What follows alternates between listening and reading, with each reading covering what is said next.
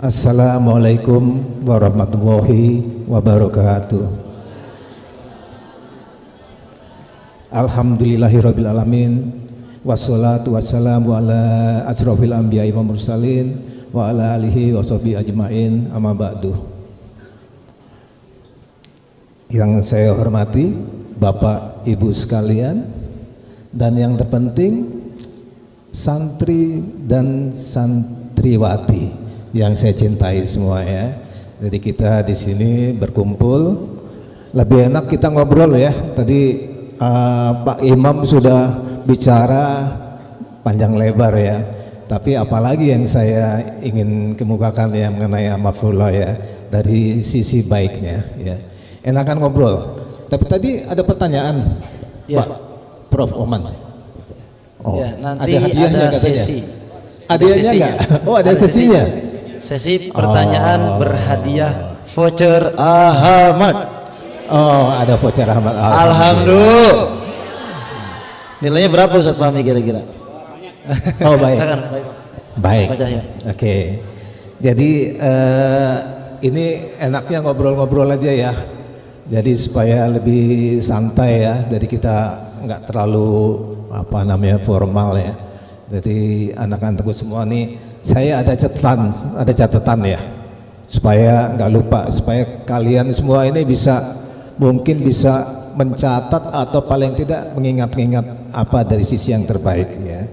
Karena saya ngelihat almarhumah termasuk orang yang sukses ya. Nah ini saya mau tanya, dari santri dan santriwati ini mau sukses nggak ke depan? Sekali lagi, mau nggak? Nah ini kalau mau paling tidak harus ada mencontoh sisi baik dari almarhumah, karena kita menganggap insya Allah almarhumah ini orang sukses karena menjalankan kehidupan baik dunia maupun akhirat selama masa hidupnya ya. Ya kita tahu ya insya Allah ya. Saya ada catatan di sini ya supaya mungkin nggak lupa ya. Jadi saya catat di sini. Nah ini, almarhumah adalah seorang yang taat dalam menjalankan agama ya, ibadahnya ya. Jadi Pak Imam sudah sampaikan, sholat dimanapun, ngajak orang. Bahkan kalau kita lagi ini ya, ini pengalaman saya juga ya, kalau sama almarhumah, misalnya pergi ke pusat perbelanjaan dulu, Pasar Baru Prof. Nah ini kalau nggak ada masjid atau udah keburu sholatnya di emperan toko, nggak apa-apa.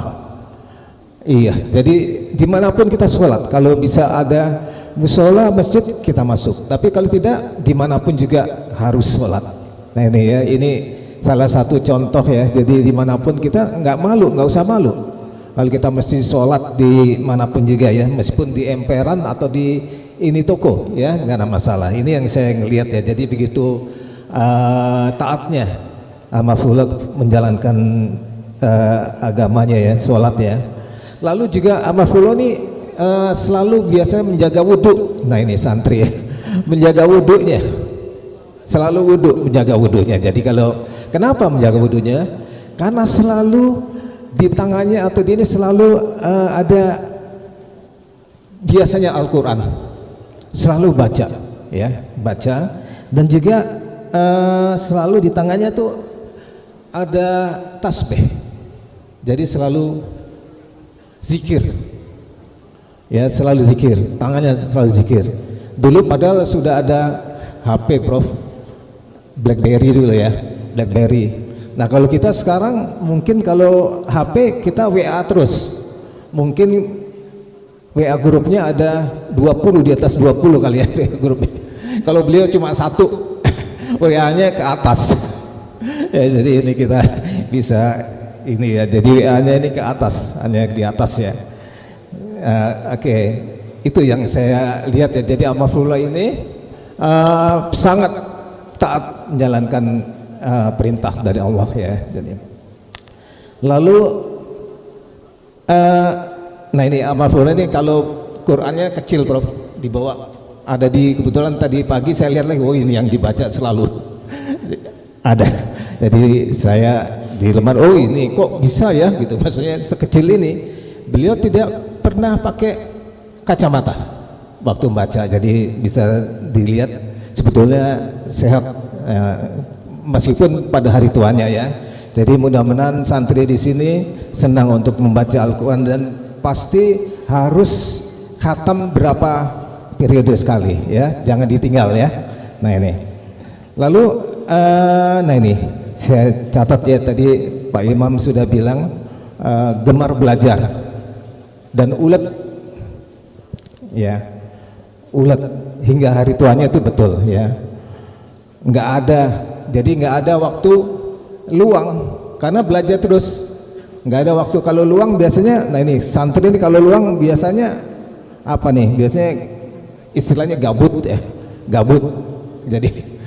Jadi anak-anak nih, maksudnya santri ini kadang kalau udah gabut jahil, ada sifat jahilnya. Nah kalau Amar Fullah tuh nggak pernah, jadi nggak ada waktu luang, jadi selalu belajar. Nah kira-kira kalau belajar terus, kira-kira ada sifat jahilnya nggak Amar Fullah? Ada nggak? Nggak ada ya. Jadi karena nggak ada waktu lagi, karena udah sibuk dengan belajar ya. Jadi di sini ya, jadi kita harus menyontoh itu ya. Lalu juga, nah ini Amar Fullah ini senang untuk membantu orang lain, Prof. Jadi contohnya pada waktu nyantri kayak kalian semua ini, ya. Jadi selalu Amar Fullah yang menyalakan lampu dari asrama, masjid dan kompleks. Bayangkan dulu tidak ada listrik kayak sekarang, pakai lampu minyak tanah ya, semprong. Jadi bayangkan nyalain seluruh kompleks, namanya Al Hidayah Lasem Rembang ya. Jadi situ makanya Amar Fullah disayang sama kiainya karena sering membantu orang lain. Nah ini jadi sifat sosialnya tinggi ya. Mudah-mudahan dari kalian semua meniru ya, jadi membantu orang lain ya, memberi ya, kalau bahasa Inggrisnya giver ya, giver ya, jadi pemberi, bukan yang selalu nerima ya, jadi selalu menolong orang lain ya. Lalu yang saya di sini apalagi nih ya, oke, nah ini mungkin mudah-mudahan bisa ditiru juga ya. Jadi Amar Fullah ini mempunyai kebiasaan yang rapih, rapih dalam berpakaian ya. Mungkin dari ciri seorang yang mau sukses ya, Prof, harus penampilannya harus baik. Nah ini ya, jadi santri sini mudah-mudahan jangan namanya apa tuh kalau nggak rapi apa? Kalau santri namanya apa? Istilahnya apa kalau nggak rapi gitu, main pakaiannya sembarangan gitu ya? Apa tuh? Selorde atau selebor atau apa namanya ya? Nggak tahu ya. Jadi santri ini jadi pakaiannya rapi, penampilannya rapi ya. Lalu bukan hanya rapi di pakaian, catatannya, tulisannya rapi, mudah dibaca oleh semua orang, rapi. Kita enak ngebacanya karena rapi. Dan juga apa-apa yang mau direncanakan dan yang sudah direncanakan itu dicatat. Nah ini rapi ya. Ini saya nggak tahu nih dari santri-santri ini melakukan hal itu enggak. Itu sangat baik ya, kebiasaan itu sangat baik. Jadi apa yang harus kita lakukan dicatat, apa yang sudah kita lakukan dicatat, karena kita bisa tahu berhasil enggaknya ya. Jadi gini ya, itu yang Amar Fullah lakukan ya. Jadi sampai-sampai, nah ini, dan Amar Fullah itu kalau bilang selain rapih bisa dibilang wangi. Nah ini wangi ya, ya sampai wanginya khas. Nah saya pakai minyak wangi sekarang Amar Fullah ya. Nah seperti ini ya. Nah ini selalu wangi, Prof. Jadi kalau ini jadi orang nggak ngeliat bau ya gitu, enggak. Jadi itulah yang menjaga kerapihan semuanya ya. Itu yang bisa kita lihat, mudah-mudahan jadi contoh ya ini ya. apa lagi ya? Nah ini ada yang penting di sini ya. Jadi amarfullah ini mempunyai pendirian yang teguh, ya teguh. Teguh ini pengertiannya gini. Kalau beliau menganggap sesuatu benar, ya dia akan mengorbankan apapun yang dia miliki, termasuk misalnya jabatannya, ya gitu ya. Nah ini udah dibuktikan ya, keluar dari PBNU misalnya, atau keluar tidak menjadi anggota DPR lagi karena tidak sejalan dengan pada waktu itu pemerintahannya ya. Nah ini kalau saya nggak tahu nih, kalau santri-santri ini sekarang nih, ini mungkin kalau di jabatan misalnya ISPAH atau OSIS ya. Nah kalau OSISnya misalnya nggak bener gitu, kalian kira-kira mau nggak keluar gitu, atau paling nggak memberitahu ini nggak bener atau enggak? Nah ya ini identik begitu ya. Jadi kalau OSIS atau ISPAH-nya nggak bener, pengurus yang lain udah ngasih tahu atau keluar karena itu udah nggak bener ya. Nah ini saya nggak tahu ya, ini di sini kira-kira santri melakukan hal itu nggak, harusnya belajar ya. Kalau mau jadi orang sukses harus punya pendirian yang teguh ya, pendirian teguh. Lalu saya catat di sini, nah ini amarfullah itu orang yang sederhana dalam arti meskipun punya uang ya, meskipun punya uang tapi tidak memakai uang tersebut ke hal-hal yang tidak bermanfaat. Misalnya beli mobil, misalnya gitu, mobil baru, meskipun kalau mau 3 bulan sekali bisa beli mobil baru ya, tapi apa yang dilakukan amarfullah, nah ini akan melaksanakan yang bermanfaat, membeli untuk orang banyak. Nah itu tadi ya, misalnya pesantren dan sebagainya ya. Nah ini jadi amarfullah ini terkenal ini ya, sederhana ya, meskipun rapih neces nggak berarti mahal ya, nggak berarti mahal, jadi sederhana. Jadi dia menggunakan uangnya untuk hal-hal yang bermanfaat orang banyak. Lalu yang lain saya lihat amarfullah seorang yang, nah ini pandai berpidato ini ya, ini berpidato ini sangat, nah ini anak-anak ya semua ya. Berapa banyak dari santri-santri ini yang semua yang berani tampil tanpa ada beban ya. Mudah-mudahan semua berani tampil ya.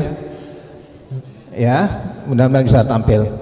Nah ini begini, saya pernah tanya ke amarfullah, karena amarfullah itu pernah suatu saat pidato di depan, tahu GBK ya, Gelora Bung Karno. Berapa kapasitasnya? Pernah ada yang tahu? 50.000, 80.000? Nah itu ya, sekitar 50 ribuan sampai 80 ribu. Nah amarfullah ini pidato di GBK itu santai aja, santai, nggak terus gemeter atau apa gitu ya, santai aja. Terus saya tanya, Pak, saya tanya ke amarfullah, Pak, kok caranya gimana sih untuk bisa pidato di depan banyak orang, dan ini berkali-kali ya dilakukan di khalayak ramai ya, termasuk yang pada waktu kejatuhan dari Orde Lama, Prof, menghadapi mahasiswa di depan UI, naik mobil sendiri, padahal yang lain nggak berani, menteri yang lain nggak berani, jadi amarfullah yang naik di mobil menjelaskan ya. Jadi saya tanya, gimana sih caranya atau rahasianya? Beliau tenang jawab, kalau kamu pidato anggap aja yang kamu di depan kamu semua sapi semua. Jadi anggap sapi aja gitu ya, sapi ya. Jadi ini cuma bercandaan ya gitu. Nah kalau atau diganti, kalau misalnya santri-santri ya pidato di depan orang-orang tua, grogi nggak? Grogi ya. Anggap aja yang depan kalian itu keponakan kamu atau anak-anak TK, grogi nggak? Nah ya, anggap aja semua anak TK semua yang kamu pidatoin ya. pasti nggak akan grogi ya, tapi kuasai materinya ya, kuasai materi yang kuasai apa yang dipidatoin itu harus ya. Jadi begitu ya. Jadi mungkin itu dulu ya. Ya, selainnya nanti ngobrol-ngobrol lagi ya. Kalau mau lebih lanjut ya, banyak hal yang bisa didapat dari Mafula bila kita mau sukses ya. Ya itu saja yang saya bisa sampaikan ya. Jadi terima kasih. Wassalamualaikum warahmatullahi wabarakatuh.